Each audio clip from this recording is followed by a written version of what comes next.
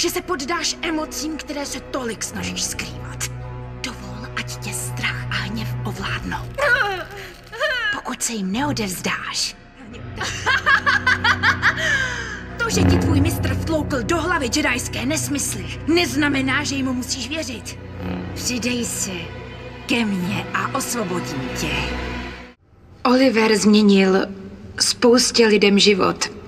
Na konkurzu jsem četla první část z knihy o Viktorii Valentineové a řekla si, tahle postava je důvod, proč chci být herečka. A kvůli našemu filmu? Taky se ptáte, proč? Proč se to muselo stát? Mohl vyprávět tolik příběhů. Ale život stojí za hovno. Teď, když máme hotovo a protože je Sandbird opravený, co si vydělat pár kreditů? Chtěla jsi letět na základnu Vingru, ne? IVA4, jak to víš? Procházel jsi s moje soukromé zprávy? Ovšem, loď byla až do této chvíle moje. Neuvěřitelné. Co? Už zase? Odměna byla víc než dost. Jen jsme ji celou rozházeli za tvou údržbu.